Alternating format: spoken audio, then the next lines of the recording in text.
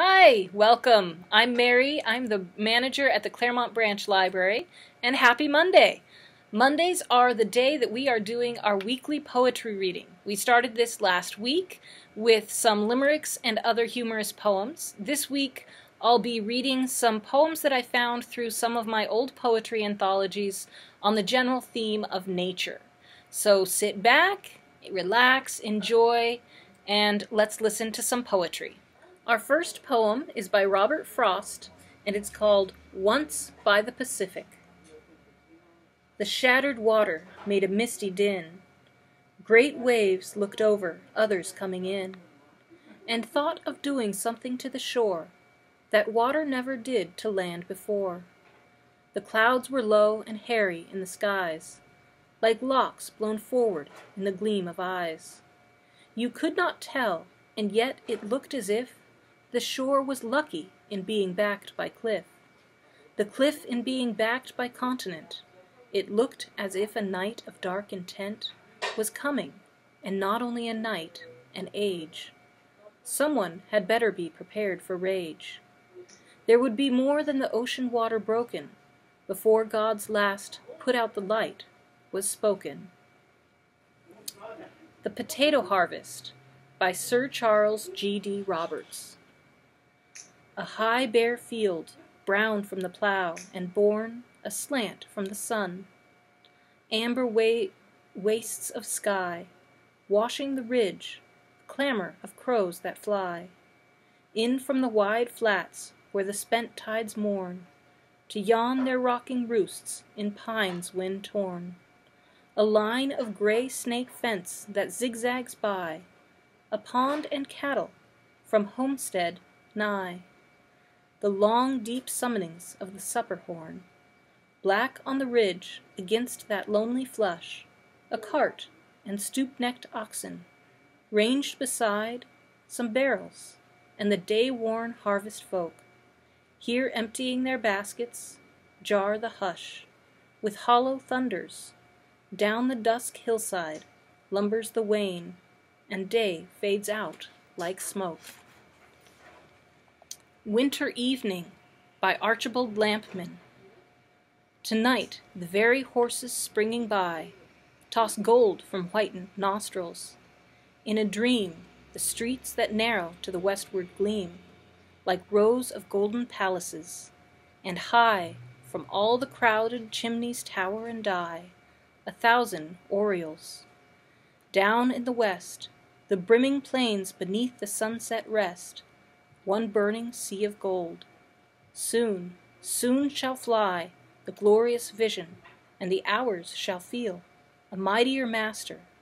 Soon from height to height, with silence and sharp, unpitying stars, stern, creeping frosts, and winds that touch like steel, out of the depth beyond the eastern bars, glittering and still, shall come the awful night. Next poem, if I can get there, is by Hilda Doolittle, called Sea Rose. Rose, harsh rose, marred and with stint of petals, meager flower, thin, sparse of leaf, more precious than a wet rose, single on a stem, you are caught in the drift.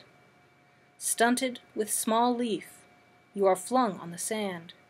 You are lifted in the crisp sand that drives in the wind. Can the spice rose dip such acrid fragrance, hardened in a leaf?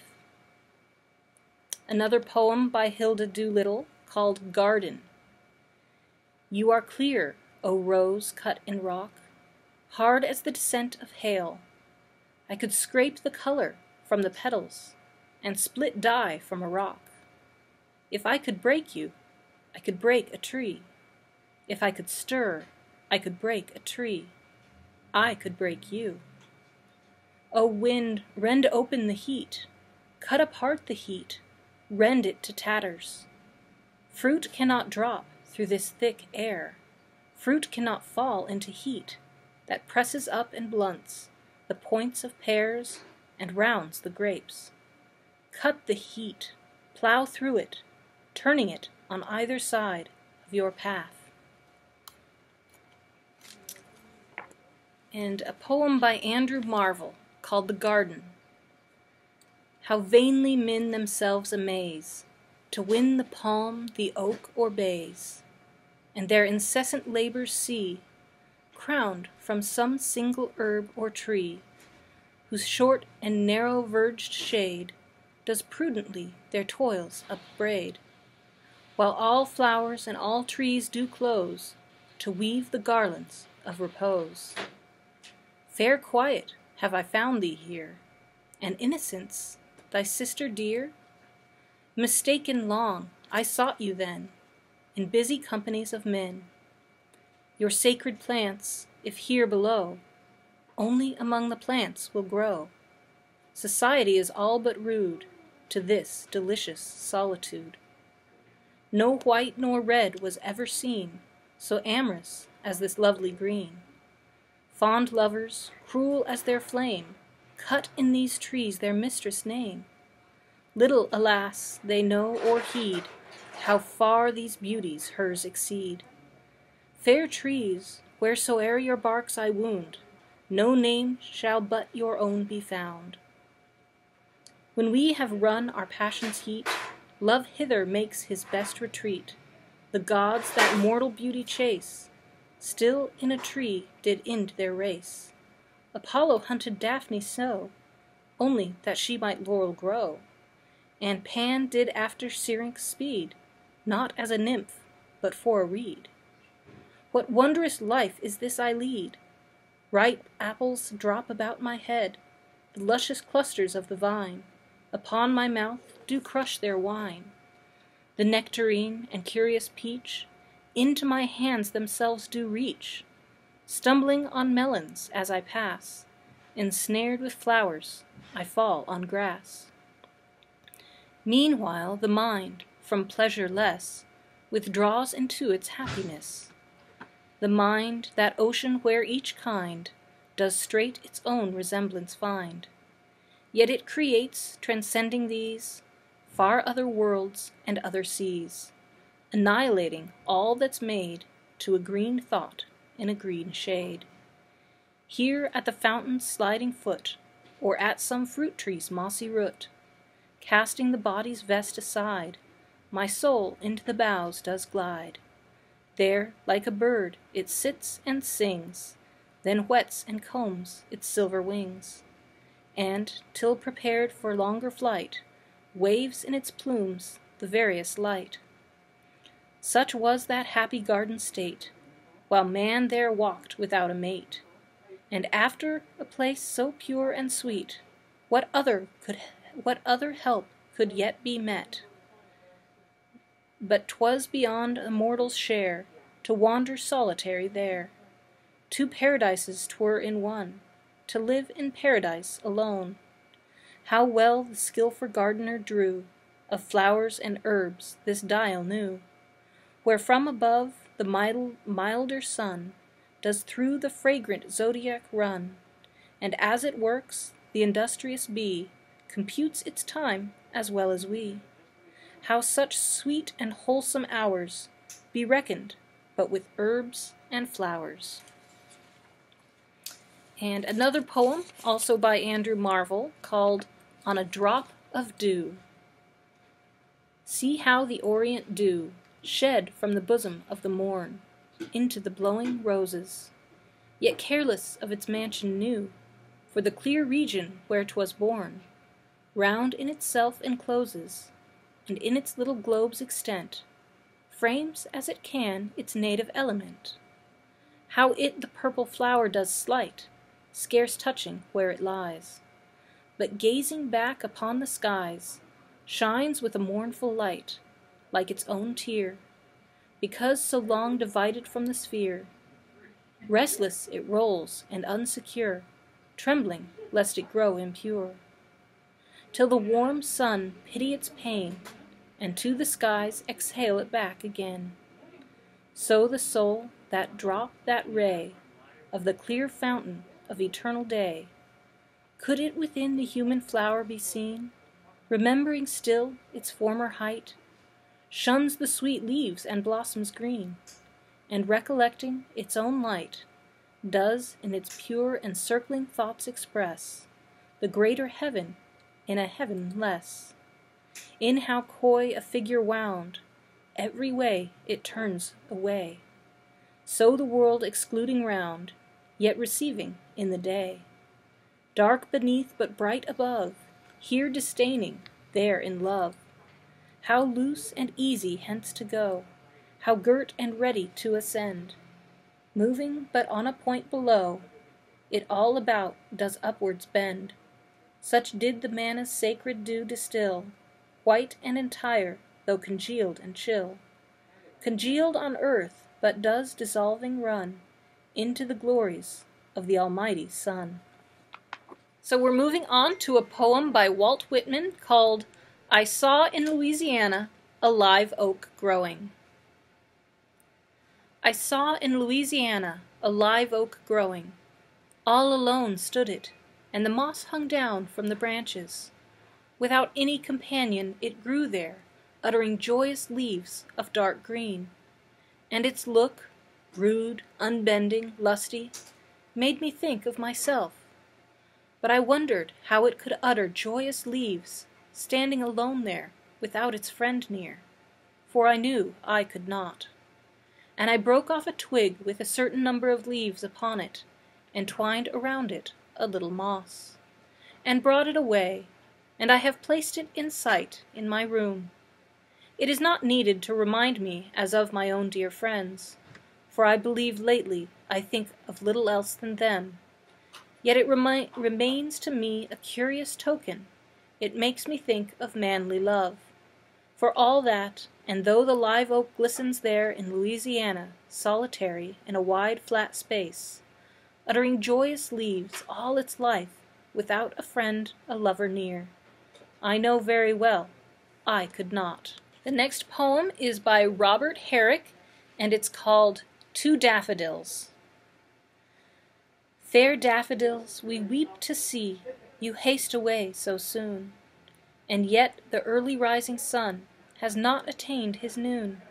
Stay, stay, until the hastening day has run but to the evensong, and, having prayed together, we will go with you along.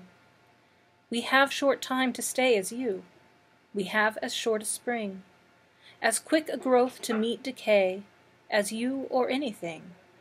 We die, as your hours do, and dry away, like to the summer's rain, or as the pearls of morning's dew, ne'er to be found again. Next poem is by Henry Vaughan, and it is called The Waterfall. With what deep murmurs through time's silent stealth doth thy transparent, cool, and watery wealth here flowing fall, and chide and call, as if his liquid, loose retinue stayed, lingering, and were of this steep place afraid. The common pass, where, clear as glass, all must descend, not to an end, but quickened by this deep and rocky grave, rise to a longer course, more bright and brave. Dear stream, dear bank, where often I have sat and pleased my pensive eye, why, since each drop of thy quick store runs thither whence it flowed before, should poor souls fear a shade or night, who came sure from a sea of light? Or since those drops are all sent back, so sure to thee that none doth lack, why should frail flesh doubt any more, that what God takes he'll not restore? O useful element and clear, my sacred wash and cleanser here, my first consigner unto those fountains of life where the Lamb goes, what sublime truths and wholesome themes lodge in thy mystical deep streams, such as dull man can never find, unless that Spirit lead his mind, which first upon thy face did move, and hatched all with his quickening love. As this loud brook's incessant fall in streaming rings re-stagnates all, which reach by course the bank, and then are no more seen. Just so pass men. O my invisible estate, my glorious liberty still late! Thou art the channel my soul seeks, not this with cataracts and creeks.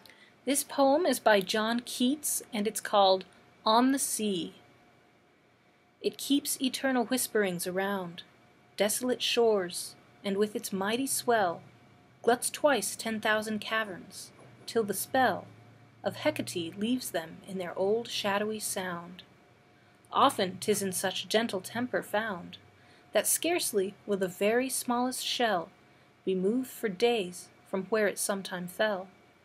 When last the winds of heaven were unbound, O ye who have your eyeballs vexed and tired, feast them upon the wideness of the sea. O ye whose ears are dinned with uproar rude, or fed too much with cloying melody, sit ye near some old cavern's mouth and brood, until ye start as if the sea nymphs choired. This next poem is by Ralph Waldo Emerson, and it's called The Snowstorm. Announced by all the trumpets of the sky, arrives the snow, and driving o'er the fields, seems nowhere to alight. The whited air hides hills and woods, the river and the heaven, and veils the farmhouse at the garden's end. The sled and traveler stopped, the courier's feet delayed, all friends shut out, the housemates sit around the radiant fireplace, enclosed in a tumultuous privacy of storm.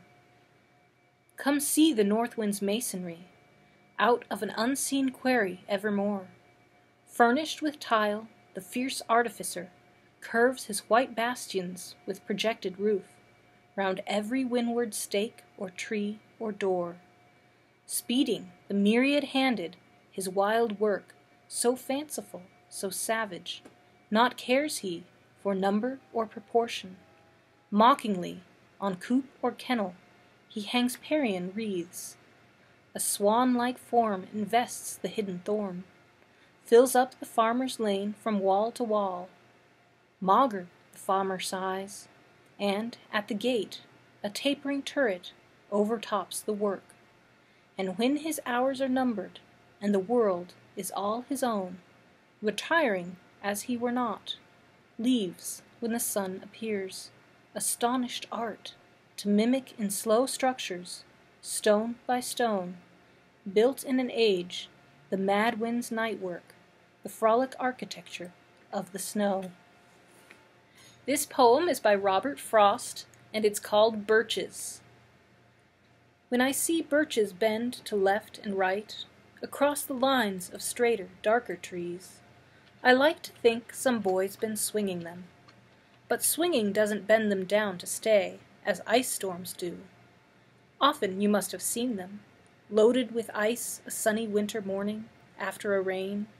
They click upon themselves, as the breeze rises, and turn many-colored as the stir cracks and crazes their enamel.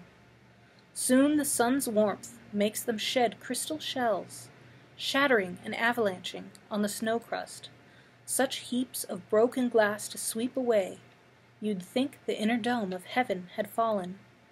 They are dragged to the withered bracken by the load, and they seem not to break, though once they are bowed, so low for long, they never right themselves. You may see their trunks arching in the woods years afterwards, trailing their leaves on the ground, like girls on hands and knees that throw their hair before them over their heads to dry in the sun. But I was going to say, before Truth broke in, with all her matter of fact about the ice storm, I should prefer to have some boy bend them, as he went out and in to fetch the cows. Some boy too far from town to learn baseball, whose only play was what he found himself, summer or winter, and could play alone. One by one he subdued his father's trees, by riding them down over and over again, until he took the stiffness out of them, and not one but hung limp, not one was left for him to conquer. He learned all there was to learn about not launching out too soon, and so not carrying the tree away, clear to the ground. He always kept his poise to the top branches, climbing carefully, with the same pains used to fill a cup, up to the brim, and even above the brim. Then he flung outward, feet first, with a swish, kicking his way down through the air to the ground. So was I once myself, a swinger of birches, and so I dream of going back to be. It's when I'm weary of considerations, and life is too much like a pathless wood, where your face burns and tickles with the cobwebs broken across it, and one eye is weeping from a twig's having lashed across it open. I'd like to get away from earth a while, and then come back to it and begin over. May no fate willfully misunderstand me, and half grant what I wish and snatch me away, not to return. Earth's the right place for love. I don't know where it's likely to go better. I'd like to go by climbing a birch tree, and climb black branches up a snow-white trunk, toward heaven, till the tree could bear no more, but dipped its top and set me down again. That would be good both going and coming back. One could do worse than be a swinger of birches. And I'm on the last poem for the day, and that will be by Henry Wadsworth Longfellow, and it is called "The Tide Rises, the Tide Falls." The tide rises, the tide falls. The twilight darkens, the curlew calls. Along the sea sands damp and brown, the traveler hastens toward the town, and the tide rises, the tide falls. Darkness settles on roofs and walls, but the sea in darkness calls. The little waves, with their soft white hands, efface the footprints of the sands, and the tide rises, and the tide falls. The morning breaks, the steeds in their stalls stamp and neigh as the hostler calls. The day returns, but nevermore returns the traveler to the shore, and the tide rises, the tide falls. That is our last poem for the day. I hope you had a good time listening to the poems and enjoyed that.